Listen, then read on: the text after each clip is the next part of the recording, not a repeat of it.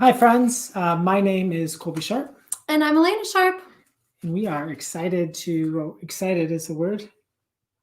We are here. Fake it till you make it. Fake it till you make it. We are here in episode 6 of season 2 of Partially Proficient, which is a podcast that we also now stream live on some different things on the internet. So we're excited you're here, whether you're on Twitter or Facebook or YouTube. Thank you so much for tuning in.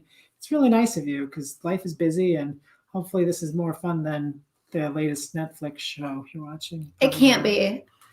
Like 45 minutes of us talking about what's going on at school, which is exactly what everyone else is going through, and not having any practical suggestions is probably not fun. Plus, I haven't showered since Friday before school, so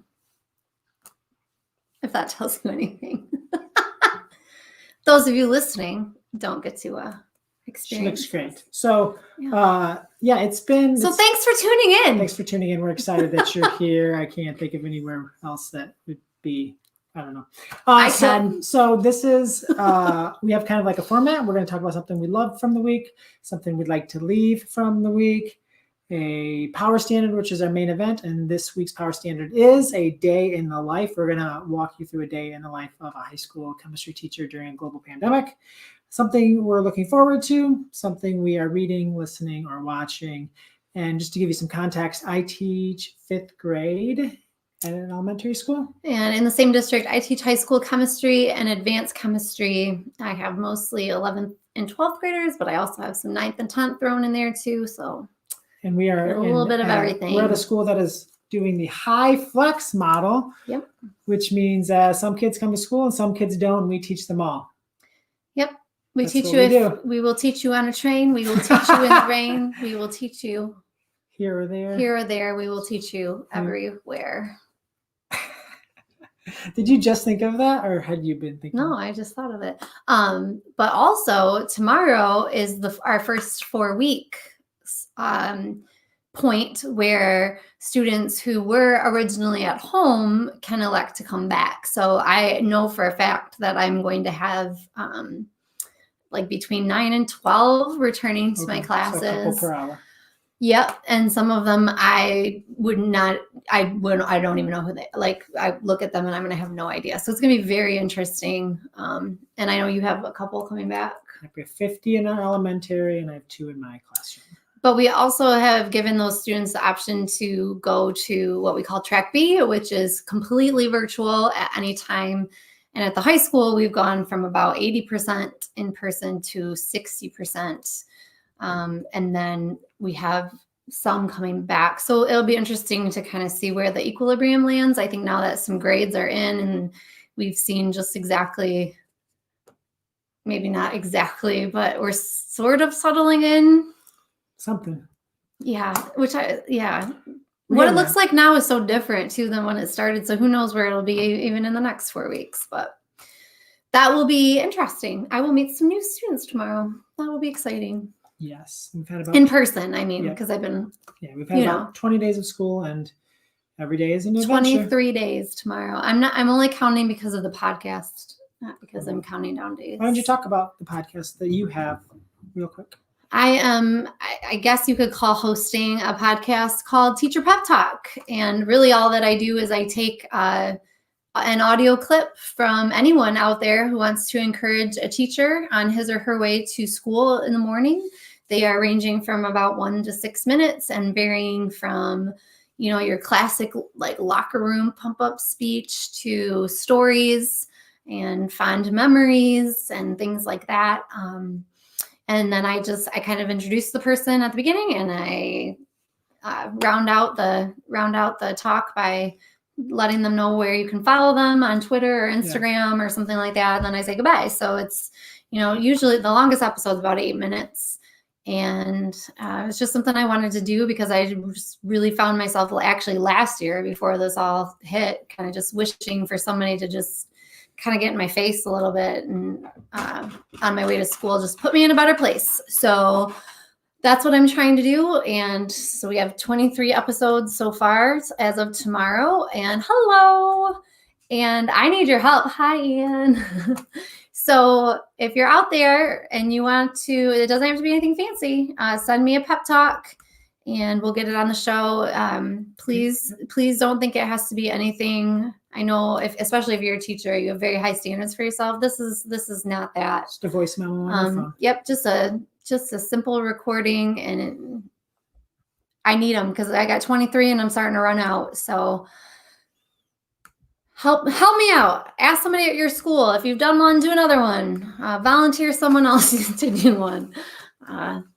Give me a name of someone to bug about it. But it's honestly been great for me because I'm getting that pep talk through the process of just getting it into GarageBand. I have to listen to it at least a few times. And I will tell you that tomorrow's is exactly what I needed. First time you've had a school board member. Yes, as an elected school board member from a district. Yeah, not the one we live in, but in a local district. So exciting. And I listen every day as I'm getting ready in the morning. And it is definitely a great way to start my day. So if you search Teacher Pep Talk on Apple Podcast or Spotify, it's there. And if you're not listening to podcast on Spotify, I just don't know what you're doing. I feel like. So as we go on, we're going to walk through. Are you judging their podcast platform? Like Apple Podcast is so 2016. Oh, stop it. So if you have any questions for us at any time during this conversation, if you are listening live, just drop them in the comment section. Yes, please, because it gives us something to do besides babble. Talk about. So we're going to start with the Love It. My Love It for the week. I'm so excited.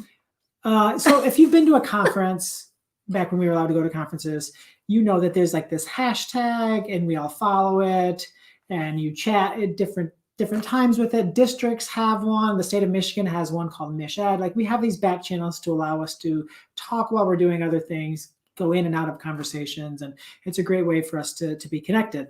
Well, I found out Friday towards the end of the day that my students had created a back channel Padlet. So Padlet is like a wall that kids can post things to, or we have different Padlets for different things, but they just started one and they called it Chat, and they use the emoji of like the angry face with like the swear word, like exclamation question mark, like over its face. And they were chatting, like 12 of them, like throughout the entire day. Our daughter is in my class, and they had invited her and some of the other kids learning virtual, and they're just like chatting all day. They're like, what is this lesson? What am I supposed to do here? It's so confusing. It's like the complain about your assignments, complain about you. Yeah, but it was awesome. And I'm like, friends, I feel like I'm supposed to be mad at you for doing this right now, but I think it's really awesome. But if you could maybe pay a little more attention to like what we're actually supposed to do, and like, you know, we're all about including everyone. Like you can't just invite like some of the kids. So I loved it. And then I noticed after school that someone had also started one called Cool Kids. Oh, so we'll talk about that one in a nice way tomorrow. But they didn't invite me. I was gonna say, you weren't a part of that, were you? They didn't invite me. But that was the line. That was the line. It was fine until that happened. Well, I was invited to the first one. Then I got personal. I'm like, hey, what's this? Mr. Sharp invited you. Well, of course I didn't to the first one. Yeah, so I think that they were talking about you. But I think that it's awesome that they want to talk. I love that they are creative like that, and that they just kind of figure things out and ways to communicate. Building community. Yeah, it was awesome. Like nothing was organically. It was pretty funny. It's awesome. So I appreciated there's a ringleader. There's a ringleader on that I have a ringleader in my class, and I love it because I've had funny kids in the past, but I haven't had like that like class clown, like truly funny kid in a while. I think I got one. So that's awesome. Do you have hard to do in a pandemic? Hard to do in a pandemic with a mask. Yeah. Socially distanced. But, yeah. My love it was I braved into a live lab for my advanced chemistry class. For the first time. So we've been doing lots of virtuals and simulations, and those are all fine. They're quality, but there's just no replacing the real thing. And part of my recruitment technique for advanced chemistry is we spend at least half of our class time in lab. I firmly believe watching high school sophomores and juniors in chemistry, they're kind of like baby giraffes, like they don't know how to pour things, even like just simple things. And they enjoy it. And so the experience of being able to do a lab, they're no longer baby giraffes by the time they get to college, and they don't have to feel foolish because they feel comfortable with just like the most simplest things. You would be surprised, just because they are less likely to be working with their hands now. And they're very worried about messing up all the time. Like there's no just like playing around with science. If they don't know exactly what they're doing, then they get very tense. So it's fun to watch them progress. So anyways, I feel like that carrot was kind of stripped away from my advanced chem students. And I was like, well, it's kind of a small class. I think I should be able to pull this off. And so I just started with something really small, and it was great. It was so good and really easy to, well, easy is relative. I, as they were working, did the lab myself and just used my phone camera to kind of videotape what I was doing. So the students at home, they don't get the hands-on part, but they could kind of see how I was like struggling to get it into the container, and like that I used a micro spatula to scrape it in. And, but yeah, better than nothing, and good for the kids who are in class. And that's the thing I've been struggling with, is I don't want my online kids to feel like they're missing out. I don't want the ones who have chosen to be at home to feel like they're being punished, or that school is not really for them. It's for the people at school. And then, like you've got this other thing you can do. So I think this worked pretty well. As far as it could. And I'm not going to make it a regular thing, because again, I don't know how to do that without making the kids feel left out. And you just have one group of advanced chem, so it's not like yeah. So I just kind of right. So what I did too is, because there's such a small number of them, is they made their own little kit. So like it's only theirs. So I don't have to be cleaning it in between. It's just theirs. It's got a cover on it. We put their name on it, and it's closed. Cool. So they also have no one else to blame if like their stuff is dirty or stuff is missing, which is common. So that was it was really fun. It felt sort of normal. The only thing that was really not fun about it is that safety goggles with a mask, like just fog everywhere, just miserable. So it was a nice quick lab. So that was fine. And it was a very, very cool illustration of what we've been talking about. So labs, that's fun. Yeah, leave it. But a struggle for those online kids. I just don't know what to do. Leave it. Do you want me to go first? Yeah. So the thing that I'm not like really excited about, and I'm not blaming anyone because it's like the law from the state. I'm not blaming the state. Oh, this is mine. Okay. So we're doing this together. I'm not blaming the state because I am. We have to, but we have to do two-way communication multiple times a week with all of our distance learners. Like I get, like we have to make sure they're coming to school and doing things. Man, is it going to be a pain. And we can't really figure out, we're still like trying to figure out what two-way communication means, because your principal and my principal have said like different things. So they're not on the same. No, that the administration doesn't really know what's going on either. And we're supposed to start this week. And okay, so just to like back up too. So maybe not all states are doing this if you're watching from somewhere else. So we've been told that we have to document communication with all virtual students twice a week, and it has to be two-way. And what we're getting caught up on is what does two-way actually mean? If it's an email from me to the student that is replied back to, that is two-way. But then there's a lot of other ones that are very much not agreed upon now. Yeah, like if we give them an assignment and they turn it in, that's not considered two-way. But if they come to a Zoom, it's two-way. That's two-way, even if their camera's off and they don't say anything. And you have to enter it in the system. And we have to document each and every one. And now that our students on Wednesdays are considered half-day virtual, all of our students have become virtual learners. So it's not just the track B students who are staying at home. It's literally every student.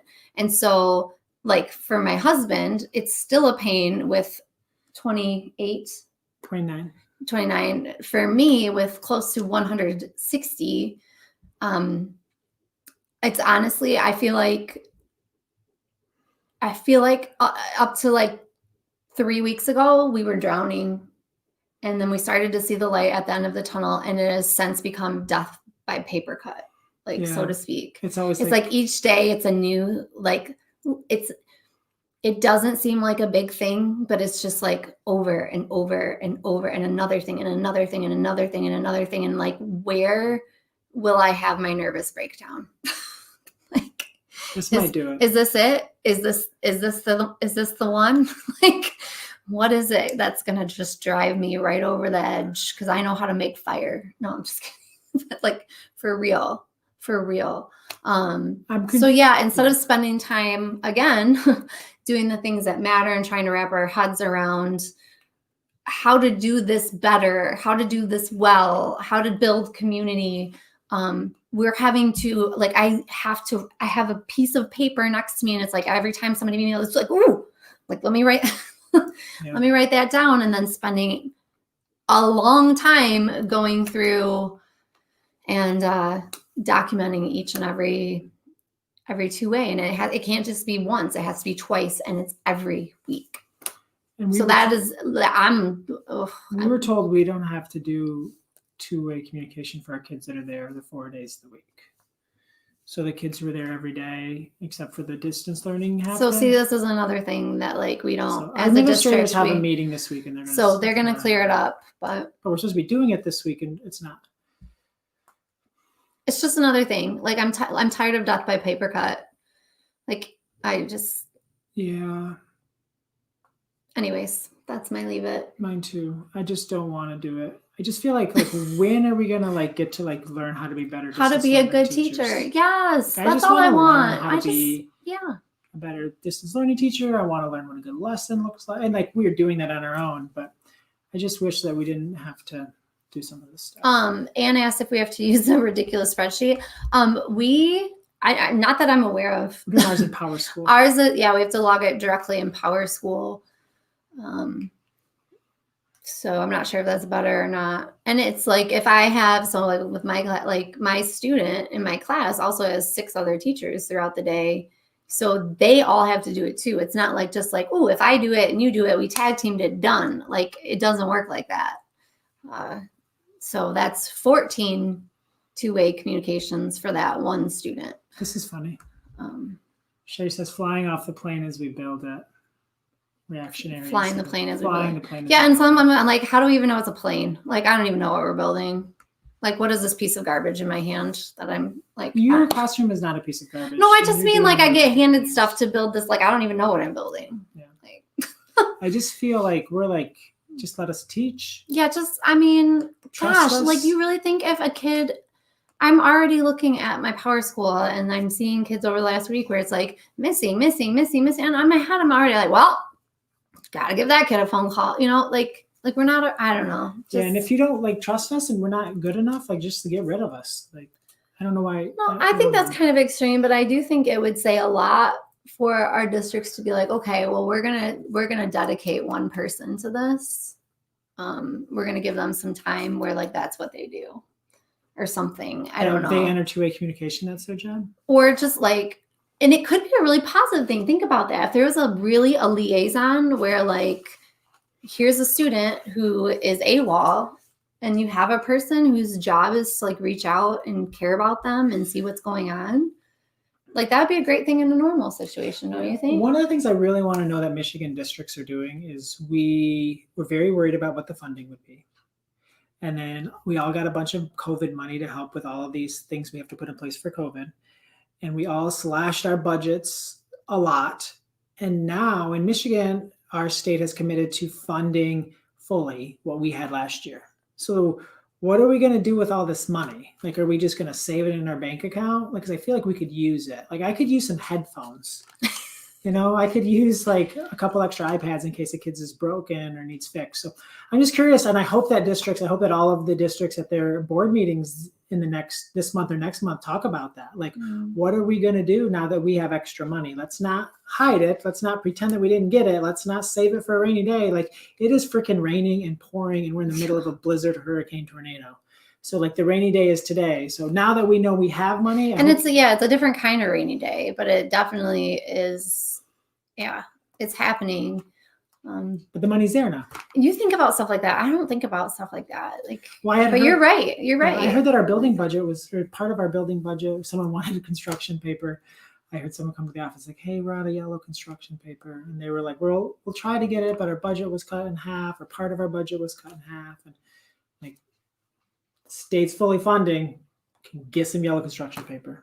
Yep. No, seriously. We've been told the science department, we have the biggest budget of any single department in the entire district. And that's because I have to buy things like, 5-pound jugs of potassium nitrate for my students to use in lab. Well, not so much this year, I guess, but we're used to getting a pretty good chunk of change. And right now we have zero. We can do nothing. So I can use up the stuff that I have left over from last year, but then I'm done. Sherry's on a bit of a roll. She leaves a comment that says, how about getting teachers in the plan? Well, she is Wonder Woman. So yeah, we're hoping that starts to change and that we can have a seat at the table, and that when we get a chance, hopefully to have, whether it's a survey or whatever, that there's a lot of open-ended questions on there so that we can share how we're feeling. Yeah, just it feels like we want feedback from parents. I got some. Don't be sorry, Sherry. No, it's awesome. Keep them coming.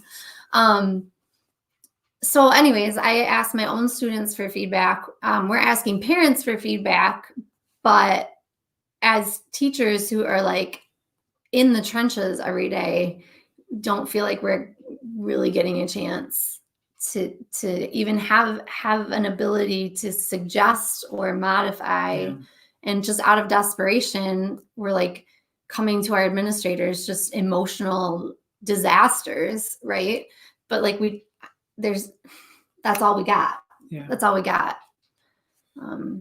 Yeah, we need to give everyone. I think everyone needs a voice more than ever, and asking them what but by being specific. Like, I want to hear the stories of our families. I want to hear about the kids who it's working really well. Yeah, and what's working really well. Yeah, and how that's going, and like then we can learn from that. But and you don't get that without a survey, and then you don't get that without having those questions that are open-ended. And I know it would be a lot to read. And you don't get it with administrators. I can never do your job. I think you're great, but like you get a different perspective. Like, we're there all the time doing it, so like we have some things to share. We just do, because we're living it all the time. And that's not because you're bad people or you don't get it or you're out of touch. It just is the nature of our job versus your job. Like, that's just how it is. That's how it works. Yeah, Pam left us a comment saying, I think teachers everywhere are not feeling like amen, Pam. I think a lot of people are feeling like they're supposed to shut up and teach. And I think that that's easier when like we have the opportunity to not have all of these other things in the way. So hopefully as we go forward, we can have we just want to help kids. Yeah. We just want, my principal's here. I hear you. So I just want to say really quick. Yeah, shout out to our administrators. So Sue Haney is my principal, and we got our staff update, and she sends us a staff update every Sunday. There was one Sunday that she didn't, and I was sad. Like, I like hearing her reflection from the week. And she's amazing. But she did this thing the last 2 days of the school year. Obviously, it's harder for her to see kids as much as she has in the past. And I saw her Thursday, and she was wearing shorts, like gym shorts and a t-shirt. I'm like, well, that's cool. New dress code here in the village. And she went to every single PE class for 2 days. Our kids have PE every other day. And she went with our amazing PE teacher, Mr. Wiley. And in her staff letter, she does like a s'more thing. She told us just the stories that she heard from the kids, the stories of their family, the stories of their pet. One of our kids at school has a skunk. What? Yeah. And like just talking about all of these things that she learned from the kids, and just like, that's what you need to hear from your principal. Like, and that's so genius too, because then she sees every single one. Like, that's so hard to do right now, even like to go around to every classroom, and she has to see every single kid. That's so cool. And they walk about a quarter mile to gym so they can be outside, and they go to like a park near us. So she was able to it sounded like she was really intentional in those conversations. Miss Haney, you're amazing. Power standard. We're going to move on to the next section. This is where we kind of have our main thing for the week. And Alaina had a really crazy week, and that included a nap, and I want to talk about that. So that's not normal. So I want you, Alaina, to walk us through your Wednesday. My Wednesday. And your Wednesday also so our Wednesday up until this week was kids come until, for my kids, 8:30 to 12:30, your kids 7:30 to 11:30. So a little more than a half a day. Tell us about Wednesday. Well, I'll be real. A lot of the days are blurring together. So when Colby told me he wanted to do this, I'm like, well, if you're like documenting what I actually did on Wednesday, just give us what it probably was. I can't guarantee that the specifics will be on target. So Wednesday morning, I wake you up at 5:50. Yes, and you're very lovely with a cup of coffee. That. Yes. So I go for a run in the morning, and then on the days where Alaina gets a little more sleep, she is in bed, and I come up with a cup of coffee when I get back, and our 4 kittens are all sitting with her in bed. So from there, she gets ready. Yep. She meditated. Yep. I was able to meditate every day this week. A couple of times it was in the parking lot at school, and a couple of times it was at home. So I did a meditation of some kind. And I went into school, and I have not been getting to school as early as I typically do. Previously, I was very comfortable with like a 6:30, 6:45. So between an hour to 45 minutes was like, but I'm loving my new, like coming in with about 15, 20 minutes is all. And so that was good. Wednesdays are pretty quick. So Wednesday was probably we have 30 minutes with our students. So Wednesday, I believe we were finishing up a project. We were doing comic strips about an experiment that helped us learn about the atom. So they got to pick which experiment they wanted to do, and then they're explaining it in like graphic novel, comic strip style for like a middle schooler to be able to understand. And so they started on Tuesday. We were working on it Wednesday. So very, very quick. I'm zipping around the room. This is the type of project that makes a lot of students very uncomfortable because it's super open-ended. They think I have some kind of picture in my mind of what I want. So there's a lot of questions and a lot of dialogue. And at the same time, there's a lot of emails coming in to the effect of like, what is this? Like, what? So I did spend my prep hour that day making a video of myself, just kind of like bringing up the Google Doc of the instructions and then just sort of explaining it again, which is something, my in-person kids, I didn't do formally, but informally as I walked around the room. And I thought it would help. So I made a video during my planning, which is short because it's a short day. So by the time I did that and answered some frantic emails and made a key for my advanced chemistry students who are doing some pretty intense calculations, that was over. And then I had my flex students come in. We don't have lunch. So it's just like bam, bam, bam, bam. So 4th, 5th, 6th, 7th, and then they're gone. Whew. And then you had some time in the afternoon to work. So what I did in the afternoon was it was nice and sunny that day. It was beautiful. So I took one of I have just lab tables in my room normally, but I got some extra desks so that I could move some kids away from tables and spread them out throughout the room. So I moved one of my student desks. I have one little window that's about this big. Right, there you go. Side by side, so like 2 of those, and like sat in the sun, and I went to record a lecture for my Thursday, Friday classes for my chemistry students, and I'm just teaching away and teaching that chemistry. Yeah, getting into it. I got my tablet and I got my Mac, so I've got like Doceri hooked up, so it's recording my voice and recording my annotations, and I've got Loom going so they can see my little face in the corner, and I am just getting after it, teaching some stoichiometry and actually that was advanced chem, and it's about it. I really try hard to be under 20 minutes for my high schoolers. They could probably handle longer, but I feel like 20 minutes is enough, and I went to stop it, and it wasn't recording at all. So for 25 minutes, I was just my happy little self, talking to myself. So that was really depressing. So you recorded an entire lesson. I recorded my entire lesson to myself. And then I got the joy of repeating the same lesson. And then, friends, I did advanced chemistry, and I did the exact same thing. Recorded another lesson. I recorded the entire lesson, went to stop it, and I hadn't pressed record. So I redid that one as well. So a grand total of 4 lessons. I was 50% on recording. So you'd think after that first time that would be enough to like make sure that I didn't do it again. Nope. But alas, it was not. So you had to do that one over. Yeah. And then your day was gone. Then my day was gone, and my chemistry, my advanced chemistry had actually wrapped up their lab on that day. So I had some like quite a bit of stuff to like take care of. You can't just like let some of the stuff sit out in the open. So I needed to take care of that, and then my day was over. Like that was it. And it was very warm that day too. So I was kind of walking out feeling pretty deflated and very dehydrated, discouraged. I kind of like ate my lunch and like chomps in between like, videos and trying not to crawl up into the fetal position and cry. But I got through it. I did it. And then when I walked out, I realized that it was my day to pick up Harvey.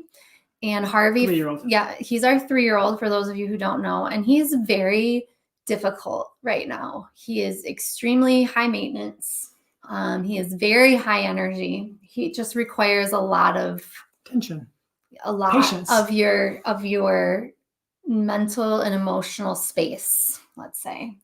And I just did not feel like I could do that at that moment. And like I said, I was just really deflated and discouraged and hot and thirsty and just sad, pathetic human. So I got in my car and I looked behind me to pull out, and all the car seats were out of my back seat, as they sometimes are when I take my girls to gymnastics, because there's usually a friend or two that we help carpool. So my car seats were out. And so there's just this big, beautiful back seat. And I was so tired. And so I literally just rolled down all of my windows and I turned the car off and I opened the door and I got out and I opened the rear door and I crawled in and I laid down on my back seat. And I actually set an alarm, friends, for the last possible moment that I could leave to get to daycare on time to pick up Harvey. And I slept in my back seat at school. And it was glorious. And the sad thing is, one of the sad things. It was so great. Is I sent her a text at 7:45 in the morning saying, I will pick up Harvey. Oh, it was tragic. But it never went through because there's like no cell service. Oh, it was tragic. School. So then I got to go pick up Harvey. And he wasn't there. And then you came home and slept for 2 more hours. Yeah. And then you were up probably till midnight. And then because I did that, I just, had so many other things that I had to do. And I had to give a test the next day and I hadn't written it yet. And I had to give it I didn't have to give it on Schoology, but I decided that the best way to give it was a Schoology assessment based on what I could find that was fair for everybody. And I hadn't written it yet. So... And then you wrote it, and then you had to change a bunch of things, and it wasn't working. Death by paper cuts.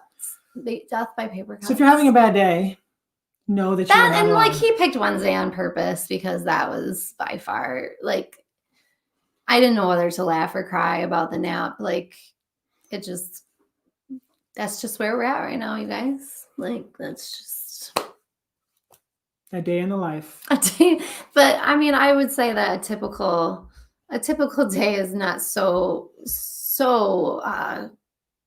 what's the word? Starkly ridiculous. Yeah. So we have another comment from Sherry. Do you have office hours in your day to answer emails from the at-home players aside from planning? So I'll answer that for Sure. So we have 2 floating substitute teachers. So we have hired 2 subs to be at our building every day the entire school year. So on Tuesdays and Thursdays, I have, office hours. I have a Zoom meeting with all of my children in the morning that are learning virtually. and that is glorious. And we are moving to Wednesdays completely virtual, so that we will also have some time there to meet and to work with them. Also, our floating subs, if all of the teachers are healthy or not a personal day or don't have something going on, then we get an email from our principal or our secretary, or sometimes it's just like an announcement right before school starts saying, hey, we have a floating sub. Let us know if you want a time. So on Thursday and Friday, both, I took 45 minutes from 2:15 to 3 o'clock. And I was able to do some video lessons I think I was able to get 2 video lessons done for the coming week. So we don't necessarily have it built in per se, but our principal, at least our principal, is trying really hard to make it work. But I get what you're saying about losing the planning time, because sometimes your planning time, like you just want to go to the bathroom, and like I like to go to the office and just kind of see how Miss Haney's doing and how Miss Garver are doing. And my planning is like the same time as our gym teacher, so sometimes I like to kind of see how Mr. Wiley's doing. We are so different. But I'm not the most focused. So I'm actually reading a book called Eat the Frog to try to be more productive and efficient with my time. So to answer your question, we have some things in place at the building level to help us work with those students. I have also given them all my classroom phone number. I almost just said it, which would have been bad. And I encourage them to call. I say, call me. Like, do not leave a comment on Seesaw, or do not do something on Seesaw and say you didn't understand it. Call me. Because I will answer the phone and I will help you. Because if you were sitting in my classroom and you had a question, I would answer that question. And you are just as important. You're 1/29th of my students. So absolutely, I think that it's important that we find a way. Quick story, you were working upstairs, but AJ, when she got home tonight from gymnastics, I was helping her with some math. She's in our 5th grade daughter is in our class, but learning from home. You did have a question about if you were teaching all the subjects. Yeah, I can get back to that. So yeah. So she was having some questions with math, and she was really tired and frustrated, and she actually just started crying. And I'm like, AJ, it's okay. Like, we have plenty of time. Like this, we lost a quarter of the school year. A lot of the things that we were supposed to build on in 5th grade, we're struggling to get to because of the time we lost. And I'm like, it's okay. Don't worry about it. We'll get this. I promise. And she's like, it's not that. It's just like, I feel, what about all the kids who don't have you as their dad? Aww. Like, what about the kids who don't live with their teacher? Like, how are you helping them? I'm like, we're trying. She is awesome. We're really trying.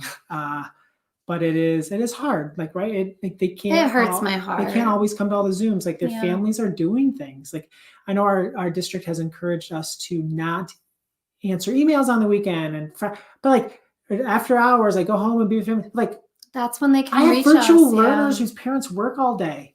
Like, if they email me on a Thursday at 7, like, I'm not going to like have my phone out in the middle of dinner and answer it, but like, I'm going to take some time to answer those questions, because it's my, like, I don't know if it's my job, but I just feel like it just feels like, at first I was like, oh yeah, great idea. Like, I'm totally going to do that. And then I thought the same thing. I'm like, well, I'm getting emails from kids, late on Friday.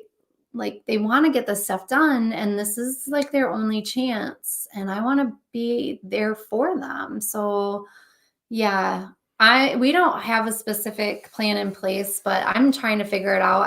I haven't really figured out anything that works other than I have also given them my phone number and email anytime. And then what I try to do in my classroom is that, because we have to be socially distanced, I cannot sit still. Like, I cannot sit in front of the classroom and just sit there. So what I typically do is like little 5-minute, I don't even know, like, I think of running like intervals. So I do like a 5-minute lap around the classroom where I check in with students and try to stay far away from them, but still like have a chat, see what's going on. And then I sit for about 5 minutes. And in that 5 minutes, I can pop off an email or respond to an email. Yeah. Or even write down a list of people I need to call later. So I've been trying to like do these little micro bursts because I know I have to. I know that I can't do what I normally do. I never sat down and did anything productive when I taught prior to this year. I just couldn't. I felt like I needed to be out there and talking and building relationships and being approachable. I just can't do that this year. But I can do it in small bursts, and that seems to be working okay. But the thing that I'm also liking is that when students email me a question, it's really hard for them to be, on the one hand, it's hard for them to be specific with what they need. And on the other hand, it's really sometimes for chemistry, very complicated to answer in an email. So I love the extension Loom. If you don't have Loom, you should check it out. So what I will do instead is I will press record on Loom that shows my screen and shows my face. And I can either show them where it is on Schoology in a much shorter amount of time, or I can show them the part of the assignment that explains that and what I mean by it, or I can even show them an example like using Doceri real quick. And that works pretty well. So, and it's a lot shorter than trying to compose an email that answers it. In fact, I've done that with parents too, who have emailed me, and it works really, really well. But it's just, again, it's figuring it out as we go. I did a drop-in Zoom a bunch of times 2 weeks ago. I put out a bunch of morning, evening, middle of the day. And I had 2 kids show up, and I feel like they just showed up because their parents told them they had to, which they didn't. And then I had and then the next week I did by request, and I had 2 kids asked to schedule one, and we did, and then neither one of them showed up. So I'm struggling. I don't know. But I just think the more that I push out and push out and push out, hopefully they'll feel comfortable reaching out. But they have to, these high schoolers, they have to not just sit back and let it wash over them. If they don't understand, they have to be more aggressive about it than normal, just because of the nature of school. This is a hard class to start with. Yeah. We actually have a question we can't answer. So Christy wants to know, seems like a great district is doing great at taking precautions. Have you had COVID cases that do we have to quarantine despite that? Well, there's a lot of laws about what we can and can't say. So we're probably not going to talk about that kind of stuff. Yeah, we've pretty much been told to just not. Yeah, especially on social media. So There's been some things in the paper with most of the districts in our county and what's going on there. But yeah, we are definitely trying to do everything we can to keep our kids safe. Yep. I think that it's we have to come home to our families. And there's a fatigue too, because you think oh, this is going really well, right? So I didn't really bleach the tables last hour. No, it's not okay. Move your stuff. I need to bleach the tables. Yeah. And it's hard, no, you can't come back in the classroom and not put on hand sanitizer. I know, we want to keep it this way, and it's easy to let things slide, but we can't, because that's why we're able to stay here. And yes, wear those masks. It's just, why is it just high school boys? It's not, is it? It is only over the nose, high school boys. Over the nose. It's I'm sure you're dealing with this a lot at your building, and I'm only dealing with a little bit, but I know that your students are probably hanging out a lot outside of school, because I'm getting a lot of, but that's my cousin, Mr. Yeah, Shepherd. we get I'm that too. We hang out all the time at home, house. So we're going to sit this close to each other and work. I'm no, you're not. If you don't live together, spread out, because we are not going to be, it's just not worth it. And It doesn't sound a good example. And you don't know if you're going to get it from you guys sitting on the bus together, or if you're going to get it from working together in my class. And I want to make sure that we know it's not because you were working in my class. And it's the law. Yeah. It says we have to socially distance when possible. It's not, and it's not our district has said, we will social distance when possible. We didn't say we will social distance when we want to. We will social distance when it's convenient. Yeah, for a while. If it is and it is, to be honest, I can stay 6 feet apart from my students always. It's really hard to help them and to do the job that I want to do, but I can do it. Mm-hmm. And it's hard, and I'm trying to follow that and doing that kind of stuff. But it is tricky. And I think one of the things that's tricky, going back to that question with how are we helping kids that are learning from home, it's weird to be at your computer while kids are in the room. Because you would never want people to like walk by your classroom in like normal times and like you're sitting at your computer or you're in like that one spot all day. Like usually like you're bouncing around, or you have like a table that all the kids are at. So trying to get over that. But like, there's times when my kids are working at their seats and I am sending comments on Seesaw to my students learning at home, or I am calling grandma or aunt or uncle or whoever is helping with the kids. So, and somehow, even though we're sitting more, like it feels 10 times more exhausting. It is. Yeah, I agree. We veered off track there for a while. Let's get. We just had a couple sections. No. What are you reading, listening to, or watching that you want to share? I finished the audiobook We Are Okay by Nina LaCour this week. And I loved it. I absolutely loved it. What's it? We Are Okay. We Are Okay. It's a nonfiction. I'm not good at doing book talks like you. Is it a nonfiction book? It's a fiction book. You listen to audio fiction. That's hard for me. Is it? Can't pay attention. It was great. I don't know how to do a good book talk, but she is a college freshman that went through a traumatic experience that you don't know what it is until the very end. She lived with her grandpa. Both of her parents are out of the picture, and was super close with her grandpa, and then went away to across the country. She was from Northern California, maybe. Surfing was a big part of it, and moved to New York and basically disappeared away from everybody that loved and cared about her, and was just about kind of her dealing with that. And then her best friend shows up over winter break because she was staying in the dorms basically all by herself. And she was really dreading it. And it was really neat to watch it unfold. At first I was kind of like, oh, okay. But it was really amazing. I really, really, really liked it. We Are Okay. Young adult? Mm-hmm. Good audio? Good narrator? Mm-hmm. We Are Okay. Yeah. And I started Such a Fun Age this week. And I've been listening to it on lunch. And that's been really fun too. Not fun. Such a Fun Age. Sorry. I'm brain dead. Retired. I will share. I finished a graphic novel this week. I've been reading a lot of graphic novels because I'm really tired and I don't have to read all. I'm like a 10-year-old. I'm like, there's so many words on a page of a normal book. So I've been reading a lot of graphic novels just so that I can kind of keep reading. And I read Class Act, which is the sequel to Jerry Craft's Newbery Medal winning graphic novel New Kid, which was the first graphic novel ever to win the Newbery Medal. It's amazing. There's about these 3 boys who are this super fancy private school. And one of the boys, Drew, he is a Black boy and he's there on scholarship. He lives with his grandma who's just like putting down multiple jobs, just working so hard to try to make ends meet. And then there's this kid, Liam, who is a white boy who is super rich. Like he has like, they end up going to his house and he has like indoor pool. It's like an NBA basketball player's house. And it's really hard for him.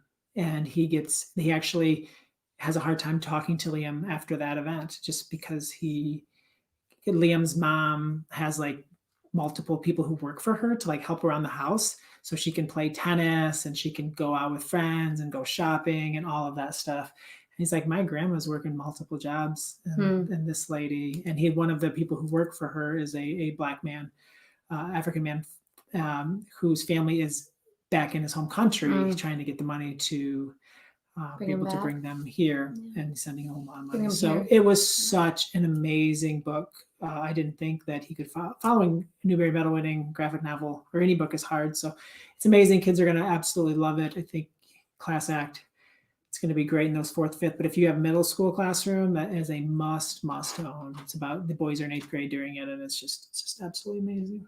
What are you looking forward to this week? Alaina? I am looking forward to.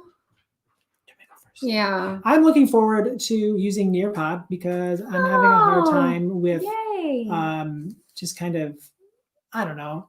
I just want to be able to like see what the kids are doing and like walk them through things. And I can't walk around as much or as effectively. And we have iPads now. And there's also now a Zoom feature, which is in beta. So I don't know if that doesn't mean that it's terrible, where I can do a Nearpod with virtual learners. What I'm hoping is that I can do a Nearpod with all of my kids together at once, the kids in class and the kids learning at home. And she is the one who's helping me tremendously. Whose idea was that absolutely. for you to do that? And I tested it Who's been using that with our daughter. Success? Absolutely. So I'm excited. Oh, that was me. We're going to try it with some math practice this week. And I'm hoping I love it. I'm hoping that it'll help. So I almost use it for our test. It's just going to be another thing that I'm love seeing their work. Another thing that I'm going to need my principal to buy for us. So, well, we have a school license now, so you might be able to jump on that. You should ask about it. Cool, I will. What are you looking forward to, Charlotte? I am looking forward to meeting some of my new students. I think that's going to be really cool. It's like first day of school. Yeah. I'm really excited to see them in person. They're going to be tired because we are moving and they don't get like that ease in half a day. Like we are rocking and rolling. You better get some sleep, children. So I'm looking forward to that. And in advanced comm, we're doing just like a unit that I really enjoy and is very meaningful, like is very relevant and stuff. No. Electrons. Nope. Atoms. I mean, they are there. They are part of it. So I'm excited for that. That's awesome. Yeah, I'm excited to read some of my the comic strips are coming in, and I'm excited to see those. And some of them, like we were talking about ideas, like they were just so cool and cute. And I can't wait to see the finished product. So I wouldn't say anything like major, but I'm just looking forward to being with them again and trying it all over again this week. Yeah, I'm excited. And we're gonna have that time in the middle of the week to really connect with kids, really collaborate with our teaching partners, hopefully raise the level of our video lessons that we're teaching with kids. So hopefully that'll be and record them. Yeah. Friends, thank you so much for tuning in. My name is Colby Sharp. I'm Alaina. We are partially proficient, and we want to thank you for tuning in. And we'll see you again same time next week. Bye.